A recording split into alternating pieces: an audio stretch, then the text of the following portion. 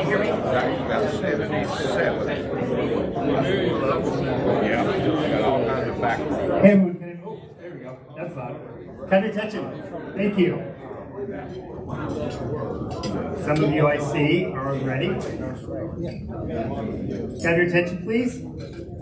So, greetings, everyone. This is my first Sergeant at Arms experience, so feel free to move me off the stage. It's perfectly fine. My name is Chad McClone, and you'll hear more about that later.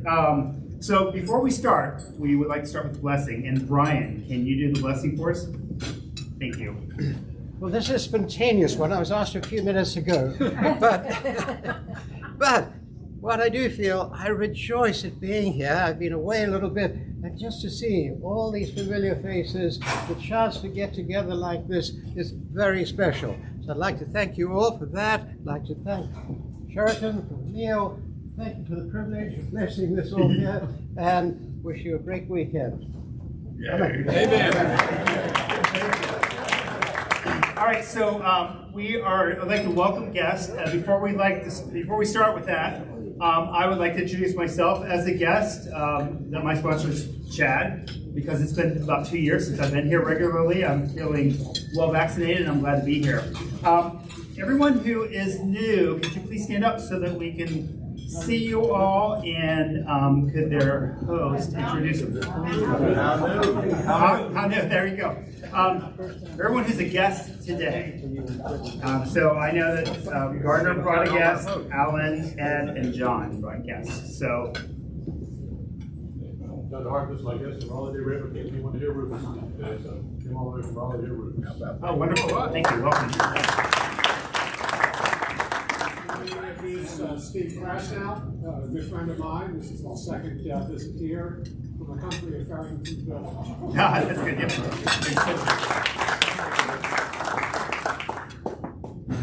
This is my wife, Libby Stokes. Nice to see you, Libby. Thank you for joining us. And I have a guest. I have Cassie Gabe, who's Executive Director at New York Camping Conference Center, where our friend Paul Lansford worked for many years, and we're going to celebrate the 75th anniversary of Camp New York tomorrow from 4 to 6. Wonderful.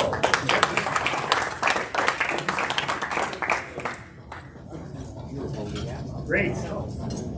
Well, so I have a little activity I want you all to do with me. You know, October is a really exciting month for sports fans in North America, because it's the one month of the year, maybe early November now, thanks to baseball, where you can watch professional baseball. You can see that up here. You watch college football. You watch professional basketball. Pro hockey is happening right at this instant, and of course, pro football is happening. College basketball will dominate our lives starting early November, but the teams are practicing now. In fact, there's actually a Carolina connection to every one of these, in every one of these pictures. You all see Steph Curry, you know his connection to North Carolina, right?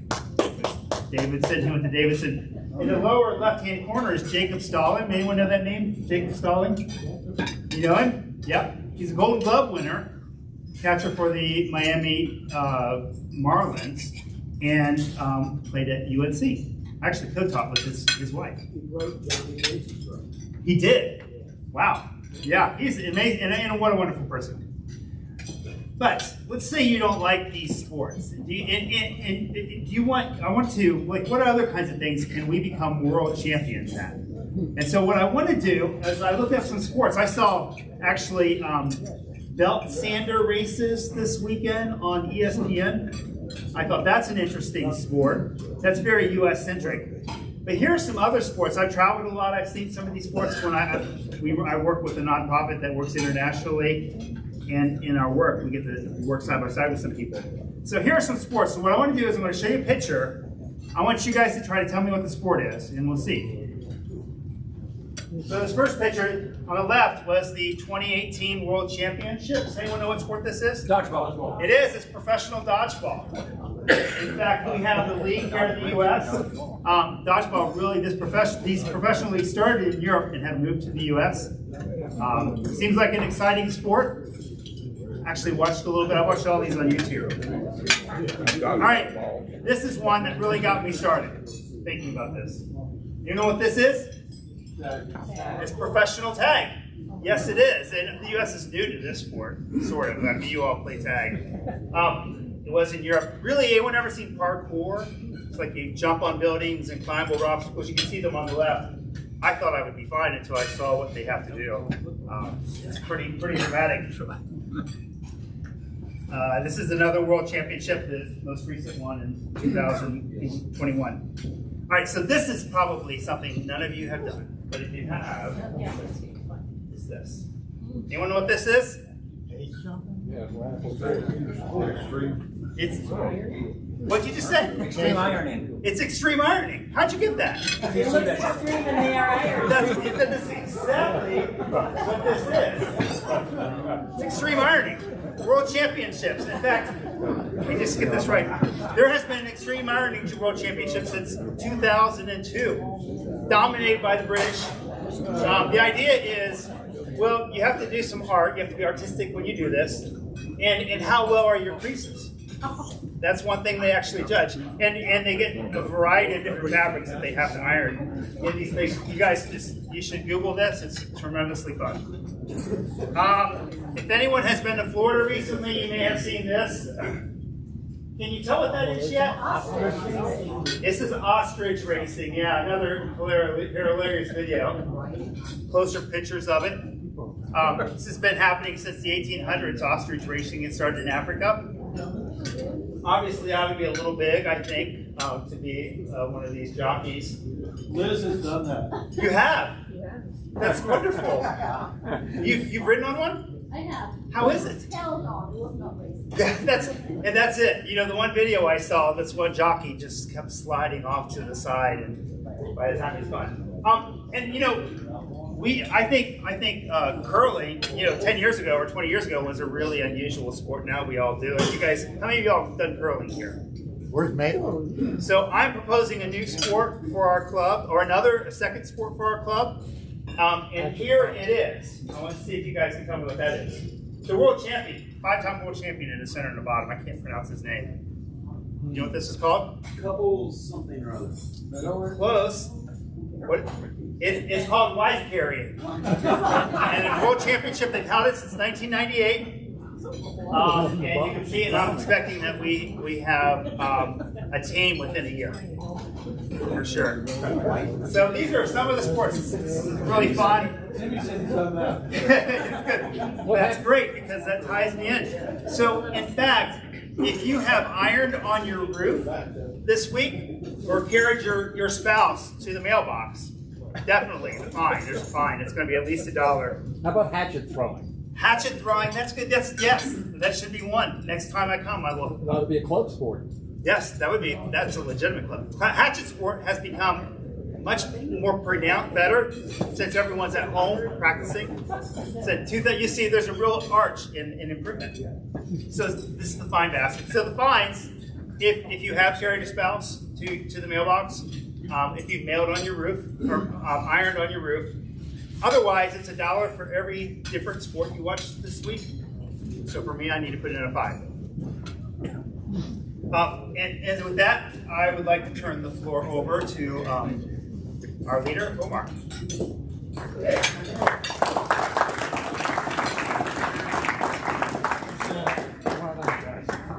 Thank you.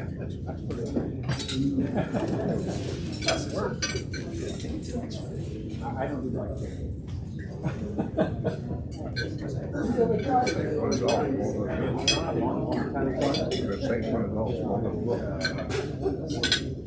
Thank you, Chad.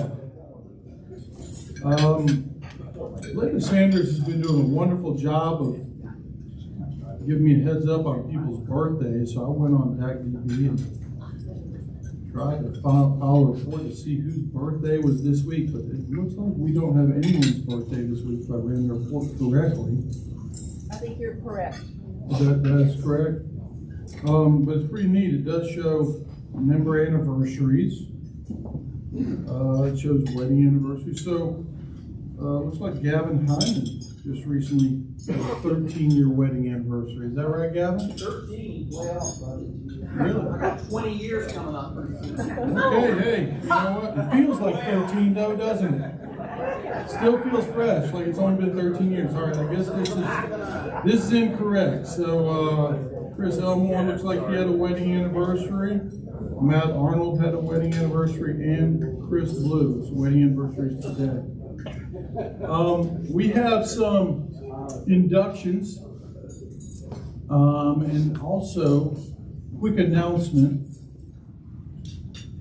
We are looking, we'll put this out on DAC-DB as well. We're looking for storage space, warehouse space, or if anyone has extra space in your basement or garage, for furniture for the Peace Fellows. Karen, we're looking for several months, ideally. I mean, long-term solution would be great, but ideally from when to when? May to August. No, May to September, I said. Okay. May to August or May to September. Yeah, So so if you have a boat storage place, right?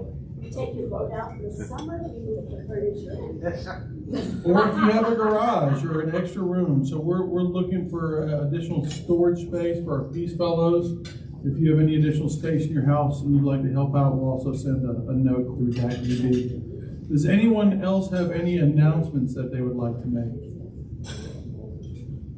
Okay, we do have the Christmas party, the holiday party, which will be December 9th. We'll be sending out invitations and notices about that shortly. And everyone knows that the tailgate has been postponed due to inclement weather till mid-November, I think, UNC versus Georgia Tech game.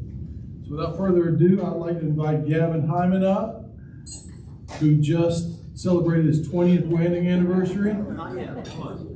You know, those are club membership anniversaries. Oh, really? Yeah. Okay. Well, you've been a member of the East Chapel Hill Rotary Club for 13 years. It's been a pleasure, too. Afternoon, good to see everybody. This is always an important event when we induct new members into our club. I'd like to ask our inductees and their sponsors to come up here. We have 3 inductees today, and this is a pretty small little stage, so why don't we, maybe you want to stand around the stage, or where you want to come up, but this is a little tight. So if you will all join me up here, please, that'd be great, or around here. Why don't the new members come up and then Perfect. sponsors stay down? That's a great idea. I'm not getting up there with that.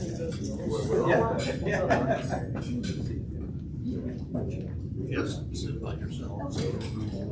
Okay, well, fellow Rotarians, it's the duty of our Rotary Club to add new members from time to time so that we may not only increase our usefulness and influence as a club, but also to extend the spirit of Rotary throughout our community and indeed our world.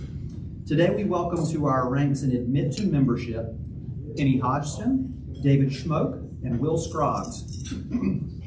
Rotary is an international organization of business and professional people with more than 33,000 Rotary clubs in over 200 countries. Penny, David, and Will, I wish to impress upon you that you've been admitted not only to the Rotary Club of East Chapel Hill, but to a worldwide association of over 1.3 million like-minded business and professional leaders. With the pin you're about to receive, you're entitled to travel throughout the world, find a Rotary Club within easy distance, and be warmly welcomed by fellow Rotarians, even though the language may be different, the food unusual, and the location far from home. Penny, David, and Will, the honor and privilege of Rotary membership also carries with it duties and obligations. You'll be expected to attend our club's meetings regularly, to enthusiastically perform your share of club service with our teacher supply store, youth services, monthly family house dinners, bike night events, dental mission trips, and other causes, to actively participate in our fellowship activities like our holiday party, Valentine's lunch, steak nights, pop-up events, and to place your knowledge and talents at the disposal of the club. Always remember Rotary's motto, service above self. Our goal in Rotary is to encourage and foster, first, the development of fellowship as an opportunity to serve. Second, high ethical standards in business and professions. Third, dignifying each Rotarian with an opportunity to serve society. Fourth, the advancement of international understanding, goodwill, and peace through a world of people united in the ideal of service and fellowship.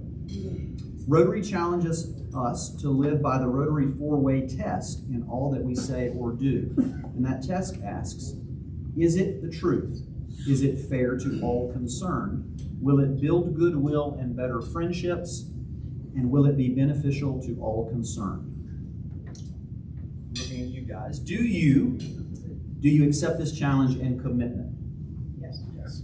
Fabulous. Then I ask all of our members to stand, to rise, please.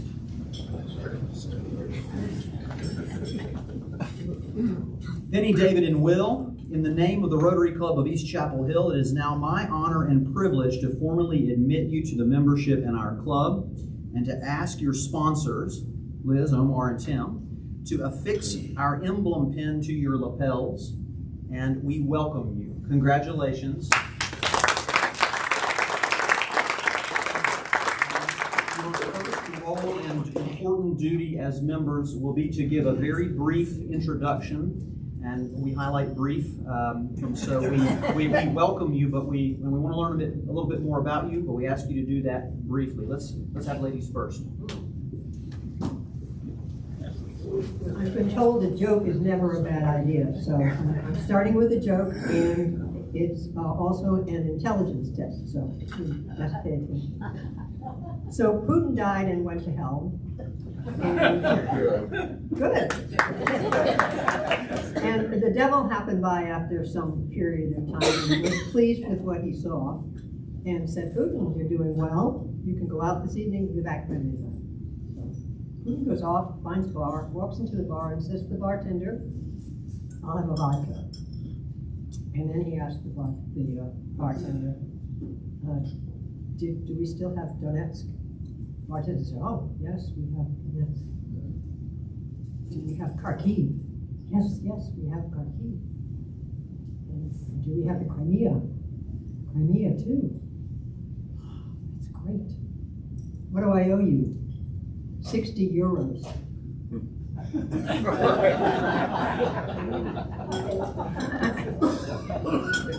End of joke. I'm raised in Rhode Island, college in New York, went back to Boston to become a publisher because that's what I knew I wanted to do. There I met my husband, and we aimed for him to become the director of the University of North Carolina Press soon. And in 1970, we arrived in North Carolina, and he became the director of the University of North Carolina Press. I then went to work at Duke. I have a background then as an editor. I went to work at Duke as a medical editor and spent the next 40 years editing manuscripts, books, etc. Retired as director of communications for the Duke Clinical Research Institute in 2012. That's my story.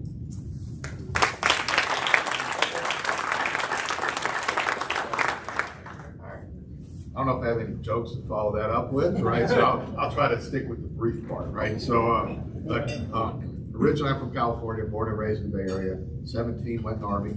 That's where I met my wife, still married to her after 36 years, right?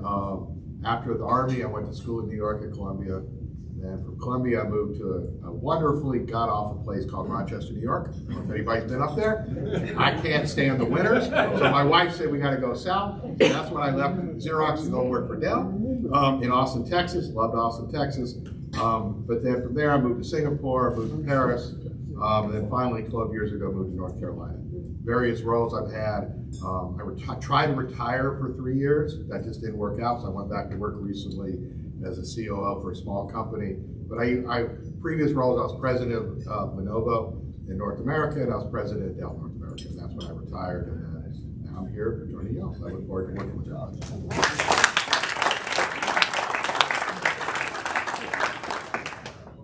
I'll also be short and sweet. I'm Will Scruggs. I'm a born and raised Chapel Hill native. Some of you may remember my father was a Rotarian for many, many years. And so I'm looking forward to continuing that in the family. Right now, I've taken a job somewhat recently in the past 4 years with CIMG Residential as a loan officer, and I work with a great number of people there. So that's it.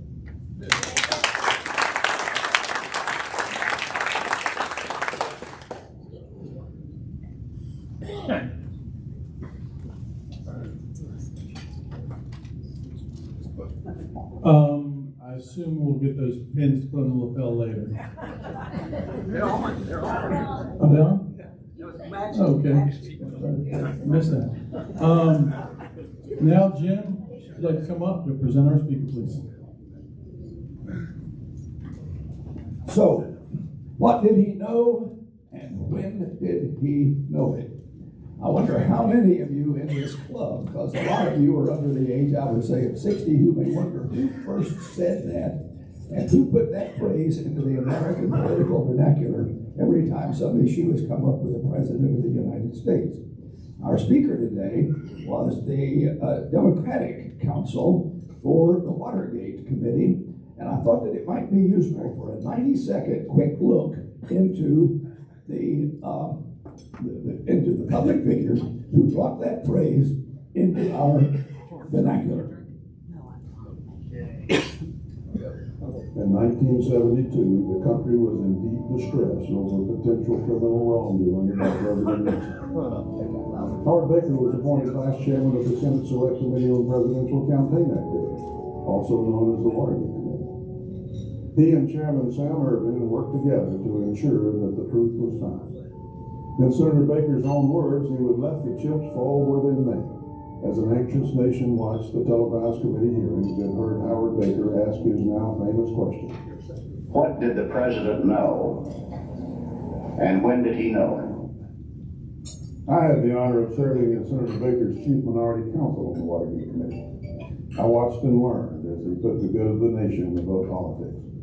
As persons of all political persuasions observed after Watergate, Senator Baker acted as an honorable and effective inquisitor who placed above all else his devotion to his country and his duty to learn the facts.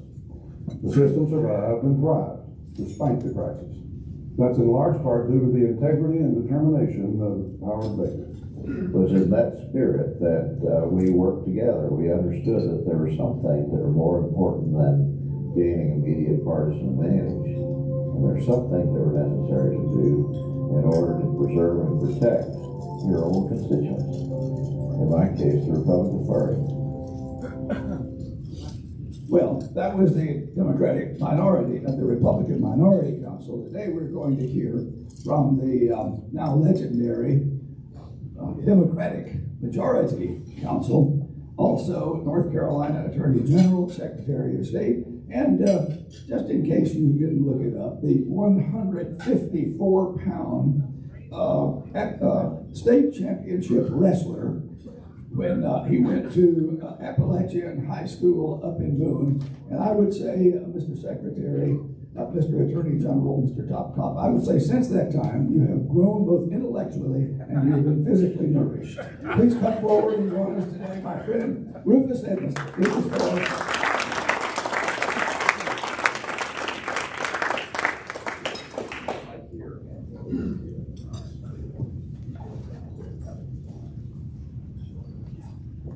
Well, thank you, Jim. What you meant was, in the words of the old Bible, I've waxed and grown strong since that time. Now, Jim is a good man, and I tried to tell him no. He said, I want you to come speak to the Rotary Club. I said, I've quit doing that. He said, no, you haven't. That was that. And I said, well, since I had such a hard time at the state fair last year, I might go and see if I know some people still out here in the real world. I was walking on the fairgrounds, and this woman came up to me and she said, are you who I think you are? I said, well, who do you think I am?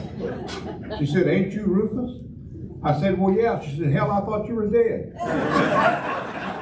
Look, at this age, DG, I'll go anywhere, anytime, whether it be male, female, animal, plant, or whatever, if somebody will just recognize my name.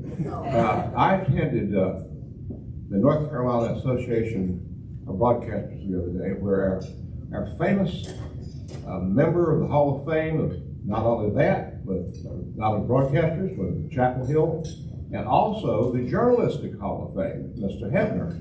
So he's quite an honor. But along about that time, when we were honoring one of my friends, Mike Raley, who is the host of the Weekend Gardener. Now, I commend that to you, and some of my friends listen to the Weekend Gardener. You told me about it. it was approaching 3 o'clock. And I had another appointment at 3 o'clock. I thought, will this thing ever end? And finally it did, giving me 7 minutes to get back to the office. And I got back to the office and Cheryl said, well, what have you been doing? I said, well, Cheryl, it's like this. When I first started practicing law, way back there right after Watergate, I had an elderly woman, about 92 years old, who came to me and she said, I want a divorce. I said, well, for God's sakes, after all these years, why in the world would you want a divorce? She said, well, Rufus, it's this way, enough's enough. That's what I thought, Jim, about that time. I see my old friend Dickie Gadur here, who's been a classmate and wonderful friend, and of course you mentioned DG.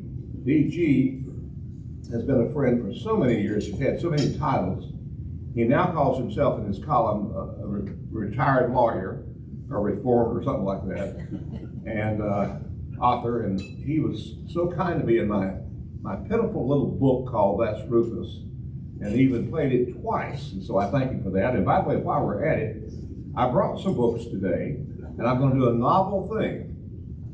I'm going to donate the proceeds of this book to this Rotary Club, because you have a foundation. So start thinking in your, I'm going to reduce the price from 30 bucks to 20, because I'm so impressed with this group. And so get your money ready. I don't want to carry any books back.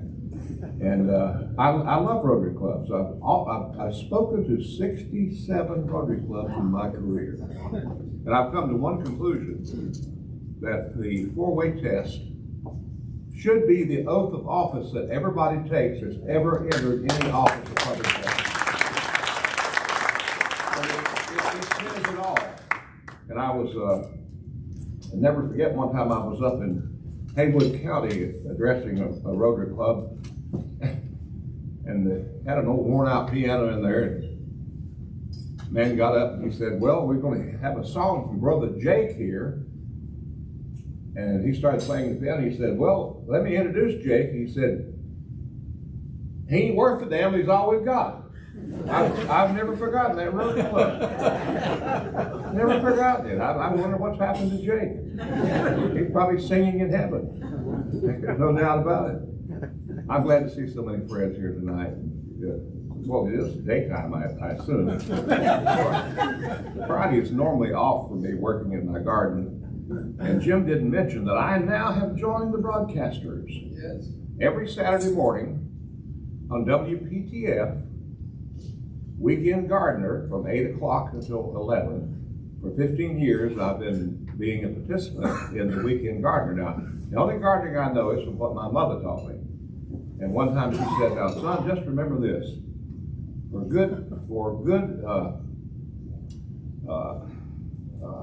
Her favorite flower was the gladiolas. She said, for gladiolas, use cow manure. And she said, for roses, use horse manure. Well, I've tried to figure that out why.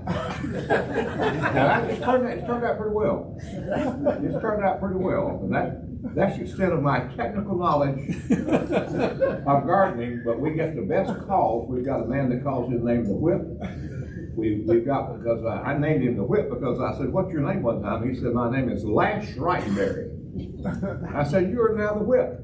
And then we have another one that calls in, and he's the bouncer, Joe the Bouncer, who's about 270 and does a good job of that. And we have the wonderful J.C. Knowles, if any of you have ever heard of him. He calls in with a good joke every Saturday. But I've learned a lot about broadcasting, that there are good ones and there are bad ones.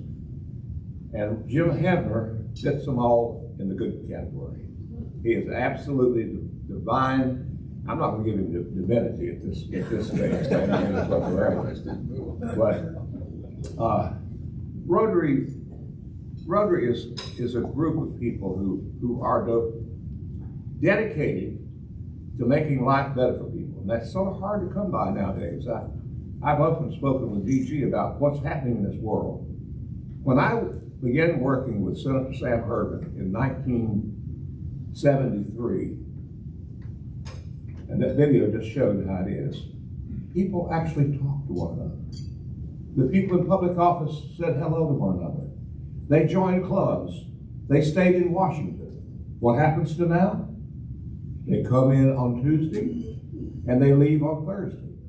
And they raise funds all weekend long to say ugly, nasty things about one another. And if you've noticed, the crazy season has come on. I turn it off. I totally turned those ads off, and I've seen some ungodly. I thought nothing could get any worse than one of them is against a lawyer friend of mine. They say, if you're a pervert, or you're a child molester, or you're something, go to the lawyer. Well, why do you go to law school, for God's sakes, if you don't represent people? And just both sides are doing it, and we're driven into today's world by consultants.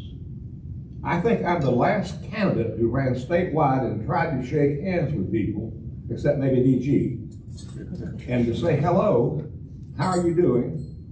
And nobody does that anymore. They only want to fundraise to fund some consultant who will tell them to trash somebody else. And if I've ever heard of anything more unchristian, more unreligious, is trashing another person in the most horrible, personal ways that it's done now. I will confess to Rotarians here, I couldn't take it anymore. I would not be able to run for public office. And I confess to that. And that's such a shame because we need good people in public office.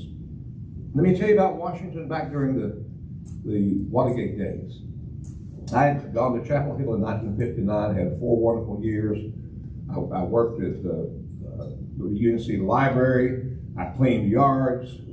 I worked at a restaurant. And I remember this one girl came every day and I had my eyes on her, and she loved barbecue sandwiches. Well, I made them so big for her, I'll bet she weighs 300 pounds. I got her attention because she came for her barbecue sandwiches. And I moved on up to Washington, D.C., and didn't have the job of Senator Irvin at the moment because I'd been begging him all along since high school to join him. And I took a job teaching the 3rd grade. I said, I've taught school twice, my first and my last. And then I got a call from Senator Irvin, who said, come on over, we will have you a job. It was on the Constitutional Rights Subcommittee, and I was going to law school at nighttime, which is not an easy task. It's what I call cruel and unusual punishment. There's nothing, even the thing that's more cruel than is taking the bar exam. And by the way, Mrs. Cochran, when I came in, I met him, and he said, I'm going to join the club.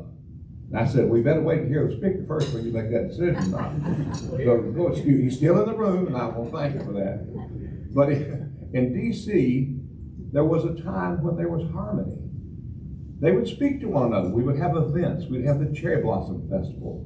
People would stay in town. And isn't it ironic today, if you stay in Washington and do your job, you get labeled a Washingtonian, which is what you're supposed to be doing, is staying there doing your job. It's all wicky-wacky now. Everything is turned around from what I knew 50 years ago. And what is the cause? A lot of things, but mostly, my friends, the absolute idiots on both ends of the spectrum. The crazies.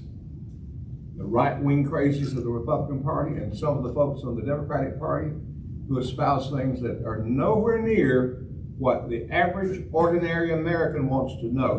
Most of us want to live and let live, make a living, and get along with our neighbors. And many people say to me, they say, Rufus, there's no place for me now in political life. And I agree. I mean, I know this. I couldn't run in the primary right now and win because I'd be labeled too conservative. Simply because I believe in certain things that, like conserving the Constitution and democracy. That's what I call conservatism. And Sam Irvin was dedicated to that. Now, when the Watergate hearing started, I helped put things together. I was sort of the chief operating officer. So Senator Irvin said to me, he said, well, you've been here 10 years with me. You know how things work around here. You got to help me put this thing together. And can you imagine putting together in about 6 weeks over 100 people on a committee to investigate a president? At that time, it was just heating up. And we just, by the way, had the 50th anniversary of the Watergate break-in in Washington, D.C. And that was one of my bucket lists to do that. And we had Woodward and Bernstein there. We had one of my favorite, Connie Chung. Anybody remember Connie Chung, the wonderful reporter? Every time I saw Connie, she was chasing somebody. And I said, Connie, you still run? She said, you betcha, and I'm 80 years old. Leslie Stahl was there. It was a wonderful gathering. And another person from North Carolina that I admire greatly is Gene Boyce, who asked the question, by the way, was there a taping system in the White House? Now, as DG will tell you, and some of the lawyers in here, you never put a witness on the stand unless you know what they're going to say. So every time before we had a witness come before the Watergate Committee, which was the most watched event in the history of America by far, you had executive session with them. Well, they had this unknown person. It was so unknown that I was at a cocktail party at Senator Herman Tallage's. It was a man called Alexander Butterfield. Well, why they want him? Somebody said, well, he knows who sits where. He knows who does what in the White House. Let's call him in and find out really how things work down there. And they called in Alexander Butterfield. And Gene Boyce, a Raleigh attorney, had remembered during the John Dean testimony that John Dean said, I think I was being taped. I don't even remember that. Nobody did. So Gene Boyce asked the question of Alexander Butterfield. Is there a taping system in the White House? Long pause. Gene Boyce said again, Mr. Butterfield, is there a taping system in the White House? Well, yes, I was afraid you were going to ask that. And he said there's a taping system wherever the president goes. The Executive Office Building, Camp David, no matter where it's activated by the Secret Service. And then we knew, once that was revealed, that we would find out whether or not John Dean was lying when he said the president was in it up to his neck. So here comes the question, how are we going to get the tapes? And there was an executive session in Senator Irwin's office. I hope you don't mind me reminiscing, because this is bringing it back to me. And Senator Talmadge said, well, why don't we subpoena them? Well, the president had never been subpoenaed before by a committee of the Congress. And we were talking about bipartisanship. That very day, Jim, every member on that committee voted yes to subpoena President Nixon for the tapes. Now, guess what little smart aleck from Boone decided who was going to serve the subpoena on President Nixon? Well, there was this little fellow named Rufus Edmiston from Boone who used to milk cows at 5:30 in the morning. And I said, well, I've been here long enough, I'm going to take that subpoena down there. Well, it was the first time in history that a subpoena had ever been delivered on the president. We got in that car, and it was, I was in the back seat of a police car, and my mama said after, she said, well, that's the first time you've been in the back of one for 3 years. I said, Mom, why'd you say that? She said, well, and before I headed out to deliver the subpoena, though, the day before, Senator Irvin had said to me, Rufus, go get President Nixon on the phone. Sort of like pick up a loaf of bread while you're at it. and so I went to the little anteroom, and I rang up the White House. And of course, Rosemary Wood came on. She said, I said, this is Rufus Edmiston, Deputy Chief Counsel, the Senate Watergate Committee, and Senator Irvin would like to speak to the president. Well, as you recall all along, Nixon had been saying, the Watergate Committee, Sam Irvin's out to get me. And I was waiting for her to come back on, and all of a sudden this voice comes on. Hello, Senator Irvin, this is Richard Nixon. I was so dumbfounded. I blurted out, Mr. President, Senator Irvin wants to get you on the phone. Oh my God! What have I done? I said, excuse me, Mr. President, I'll be right back with you. Well, I later told her they all rolled to the floor. And that's when the conversation ensued with Irvin and President Nixon. And you could tell things were going bad, because when Senator Irvin would get excited, his eyebrows would be like windshield wipers, just going up and down like crazy. And that's when I delivered the subpoena, rode down the Pennsylvania Avenue in style in the back of a police car. And I didn't see the president. It was received by one of his lawyers, and I said, President anywhere near around? He said, no, you just missed him. Well, in my little mischievous way, I decided I would leave something more than a subpoena. I had one of those little bitty blue pocket-sized constitutions that Irvin carried around. And I put it down in my back pocket and I said, I've heard it said that y'all need one of these down here too. So I delivered the Constitution on the White House too, while I was at it. So that's little known in history, but I got it done. And so what happened? The Watergate, people ask me all the time, they say, why did the Watergate Committee work?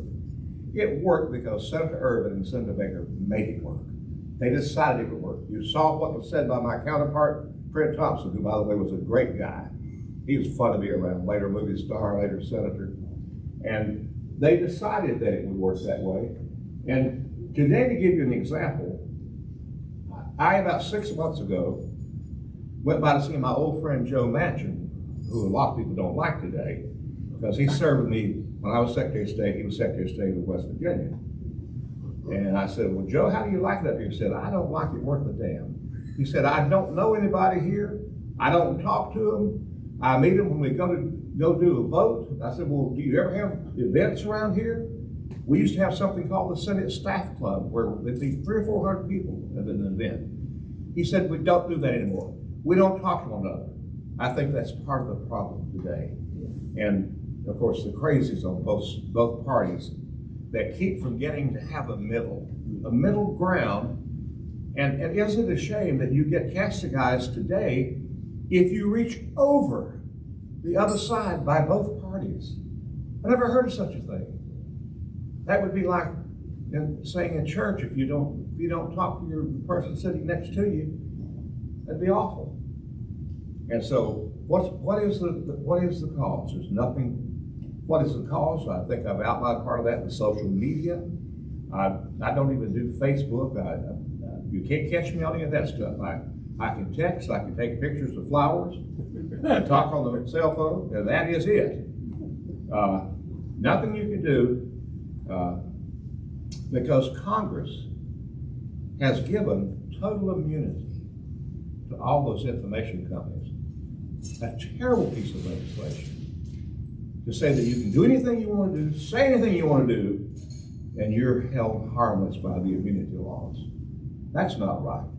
And I'll tell you another thing too. I'm often asked, are we back to Watergate? In many ways we are. One of the worst decisions that was ever handed down by the Supreme Court was Citizens United, which says that companies can give any amount of money they want to, don't have to list the names of the donors. That's where all that dark money you see and all those nasty, pathetic, cruel ads you see. That's coming from that decision, which was one of the worst, in my opinion, that's ever been handed down by the Supreme Court. So we've got troubles, but then again, we don't. I'm finding it that if I try to listen to somebody, I have a little. And before I run out, I want to give you my little spill on what makes life worthwhile when you get up into some older years and do all this turmoil. First of all, have empathy. If you will listen to people that have empathy, you're going to be a lot happier. The next is choose your own friends. Don't let them choose you. You just think of this. How many times has somebody forced themselves off on you and you never could get rid of it and they made you feel ill? Choose your own friends. I've had a hard lesson on that. Hard lesson. I bet you everybody in here has had an experience like that.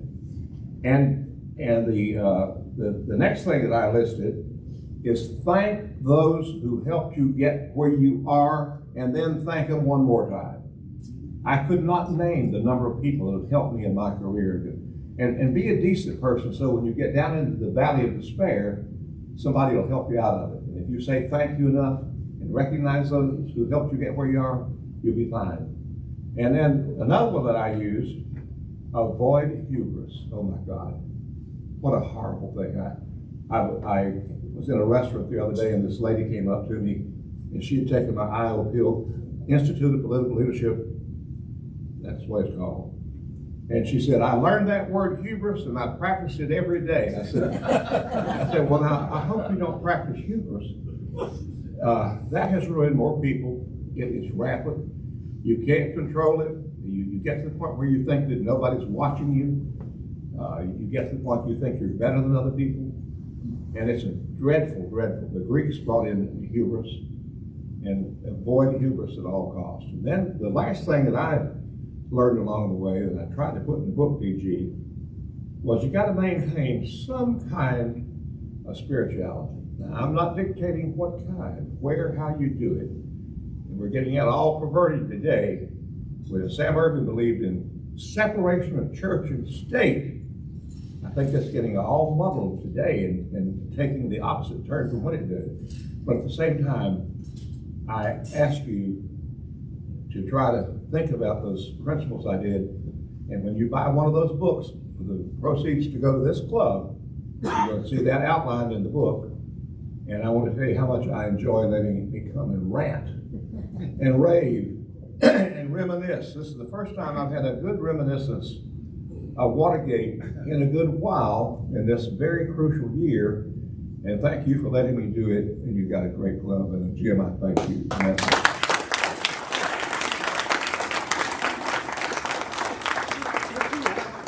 Raise your hand, and if you're called on, please stand up and shout out the question since we don't have a microphone. Okay, go. Rufus, Yes, sir. I got an idea how to cure the situation in Washington. Can you hear him? Yep. Okay, good. Term limits.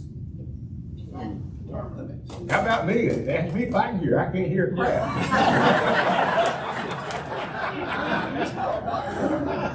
How about what? Term limits. How about term limits? I've often thought of that, and I say no for this reason.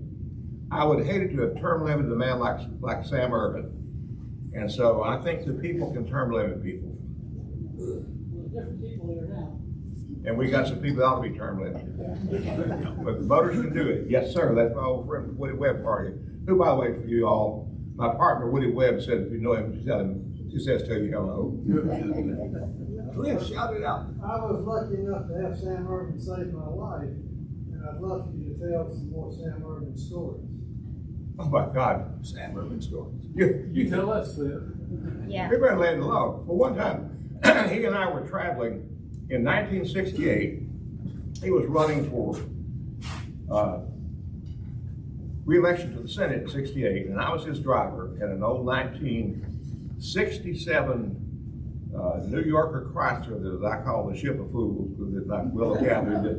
It was swayed back and forth. And we were down in Chatham County, and somehow his secretary, Pat Shore, had forgotten that night to give us sleeping quarters. Well, we rolled into Pittsburgh, and I said, well, Senator, we've got to try to find some place to stay. Well, there was this old place over there called the Horton, not Horton, what is that hotel, DG? Well, it's right there on the, what is it? It's an old hotel. I walked in there, and this little old man with shades on said, well, what do you and that man with all that gray hair want tonight? I said, well, sir, we need lodging. He said, there's one room and one bed. Now, I'd slept in the same room with Senator Irvin on numerous occasions. It was accustomed to snoring and other things like that. And we always had, before bedtime, what he would call a bourbon and ginger ale. He'd say, you didn't forget to get the ginger ale, did you? Well, we're going to try it. Got up there. Here's that one bed. And I'm thinking, how am I going to sleep with God tonight? Well, I got in and I put one part of my butt on the bed, one part on the floor, one leg on the floor, one leg on the bed. Then after about 2 seconds, here came that roll of his. He rolled all the way over the bed and hit me. And oh, God, please don't let me hit God again. That was the worst night I've ever had in my life. I finally got up, went to that little tiny bathroom, and got in the bathtub with an old blanket because there wasn't enough room to lay down on the floor. And that was called my night with sleeping with God. Okay, other questions. I've got a question about Rosemary, about for those who may not remember the history. When you finally got the tapes, there was 20 minutes, 20 to 22 minutes. 18-minute gap. 18-minute gap in the tape. As time has gone along, do you believe that Rosemary Woods just erase it? Well, of course. Of course. And believe You, look, you can't, you 18 minutes, I know that machine. We went down there and investigated it, and she was in this extremely, if you saw the pictures, odd position. You had to know that was happening for 18 minutes. That's almost infinitesimal amount of somebody's life. Yeah. What do you believe was on? What do you believe was on the 18 minutes? Probably more of that stuff where you said, how much would it cost to pay them off? It's really ironic. I was, when the Watergate was over with, everybody was asking the question, should Nixon be prosecuted? Well, I never thought so, because, you know, he'd been through enough, and after all, I'm not saying it about the current ex-president now. This is not political, though. Nixon, without the stupidity of those with whom he surrounded himself, the Haldermans, the Ehrlichmans, who had never so much attended a city council meeting. They were Wall Street people. They were advertisers. And he surrounded himself with those kind of people that thought of all that stupid stuff. And I ran 11 times statewide, and I never had in my office one scintilla of anything that was worth a tinker's damn to any opponent in my office. And why they broke into the Watergate building, I do not know to this day, because there's nothing in a campaign office that's worth a hoot. Go to the elections board if you want to find it. And Nixon, I probably, Jim, in my opinion, had the whole Watergate affair not occurred, and if he had in the very beginning said, look, we had some real goof-ups around here, I want to apologize to the American people. The American people have always been very forgiving, and shut it down at that time, admitted that things went on. And I think he would have ranked in the presidency level of fitness probably somewhere in the upper half, because he opened up China. We probably at war with China today. The EPA, thank God he got that through. He did a number of things that the Republican Party today would not approve of. In fact, Nixon was quite a liberal in some things. He started affirmative action, in fact, something called the Philadelphia Plan. So that's my take on Nixon. Yes, sir. What do you shout it out, please. What do you think about the sort of rehabilitation of John Dean and how he's viewed today versus how he was viewed back at Watergate? Back when John Dean, before he testified, he was made the villain of all villains for the White House, quite obviously. A number of books have been written since that time. There's a new book out I read where they still make John Dean the villain. But the truth about the matter is this: John Dean was never proved wrong on one thing on that laborious, boring testimony he gave, except the time when he said President Nixon knows about all this. Over a 2-day period, no facts were wrong, none whatsoever. The tapes prove that. And of course, he's a celebrated author now. I introduced him in a book signing in Raleigh some time ago. And that's about everybody associated with Watergate's written something or done something. Even Maureen, his wife, she's written 2 books herself. John Dean was in my office about a year ago, and I had some pictures of his wife, Maureen, who was probably the most angelic, beautiful woman. And he saw me, he said, a big tear came in his eye, and he said, she's still just as pretty. And I gave him the pictures. So he's been rehabilitated. But there's still a lot of people that think that he actually never served any time. He bristles when people say that John Dean served time. He was under the witness protection plan at a camp in Florida and didn't count as president. And I think he's a decent guy. All right. So I heard you talk about the dysfunction in Congress and, the repercussions in Washington, D.C. I'm having major heartburn over what's happening in the Supreme Court. Should I be having that major heartburn? Everybody in here doesn't have a little bit of something wrong with it. See, the trouble I remember back in confirmation days, I hate to keep saying back when, but I have to do that. You had a confirmation hearing, and it wasn't anything about, what do you think about Roe v. Wade? What do you think about this and that? It centered on where they fit to be a judge before the Judiciary Committee, and Irvin had rated in that. And if you'll notice, every one of those justices who went on there here recently said Roe v. Wade is heavy stated precedent, and we believe in stare decisis. Well, they didn't. And I think we're in for tough sledding. I know the Chief Justice keeps talking about he doesn't want to have it politicized. Well, go to work on your friends. That's all I can say on that. And I am so troubled. I'm sure you know now, but I never knew, and I should know. The Supreme Court has no ethics standards to follow. Now, if you're a court of appeals judge or a district court judge, you've got a code of ethics you have to follow. They have none. This Judge Justice Thomas and his wife Jenny, I mean, if that man doesn't recuse himself for anything to do with this controversy about the tapes or January 6th, then I don't have any faith at all in the Supreme Court. And we're not trying to be partisan today, but you ask me a question, I'll answer it. I will not plead the Fifth Amendment, I may plead ignorance. Loud there, Julie. You go. You said some positive things about President Nixon. What do you think was his sort of fatal flaw? His fatal flaw was he said that I said some positive things about Nixon. His fatal flaw was he didn't trust anybody. Early on, when I was the chief counsel of the Separation of Powers Subcommittee, President Nixon invited all of the Senate chief counsels down at the White House to have a nice little reception. And then all of a sudden, I was talking to one of my friends on the Judiciary Committee, and I said, look over in that corner. Well, Nixon was over there talking to himself. And this was a reception for us. Oh my God, that's strange. I went back to Capitol Hill before Watergate. I said, Senator Irvin, Nixon was doing that. He said, he's always been a strange bird.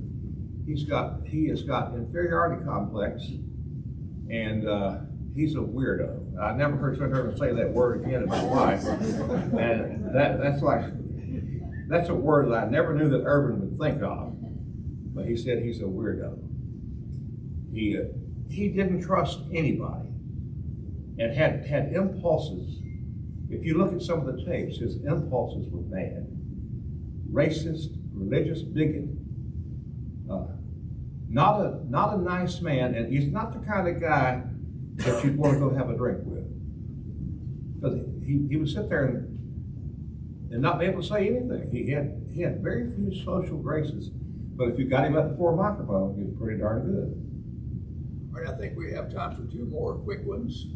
I don't know if this is quick or not. You obviously don't have a lot of faith or a lot of complimentary things to say about what's going on in D.C. now. I think all of us share a lot of your concerns. How does it get fixed? What can we do? The only hope I have and faith I have is that things do come full circle. It's going to take a lot of work, and this particular election right now, the quality of some of the candidates running on the U.S. Senate, my God, I would anoint you king of the world, E.G., when you ran for the Senate in the qualifications that some of them I see. And there's going to have to be some kind of a public show that things are broken down, and this is caused because you did not vote the right people in. It's all depending on the vote. The vote is the only way now. You can't change the Supreme Court. That's not changeable. It's been a long time. I don't care if you put a Democrat in for the next 15 years, those birds are in their 50s and 60s. And they hang on until they're 160. Methuselah Court. All right, I think we got one more. Omar's at work. I've got a quick question. Old friend of mine, Tom. Make it quick, because We got 3 minutes. We got 3 minutes. Tom, yeah, work for me. Yeah. He said, tell you hello. Well, great. Tom Merkel. Yeah. Okay. Okay, Kathy, go, okay. The Supreme Court session this time is supposed to hear about the North Carolina case of the legislature being able to act instead of the. No judicial review of Yes. anything during the gerrymandering. So I'd like to get your opinion on that as well as your prediction of what you think they're doing. Well, I think it's one of the most dangerous concepts you can think of, because if you take away from the court system in the states the ability to review whether or not something has been gerrymandered, then you can have the most god-awful thing. We talk about certain districts now that look like the Aleutian Islands. My God, you'd have a rattlesnake next time.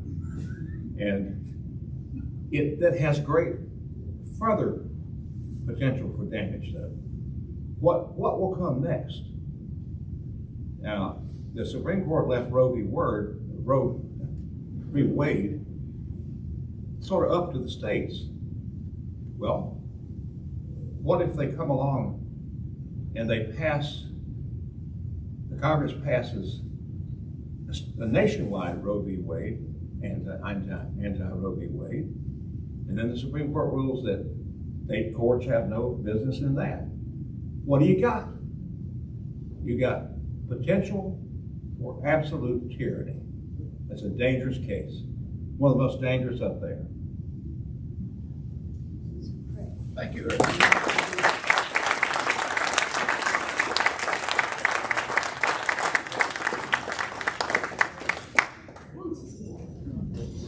Rufus, thank you so much. Appreciate you coming, speaking with us today. Jim, another great speaker. Thank you. Everyone have a wonderful weekend, and we will see you next week here at French Broad River Brewery. We got books over here. Okay. Oh, we got books right over here in the corner. And all the money goes to the foundation. All right. All right. Y'all have a good weekend.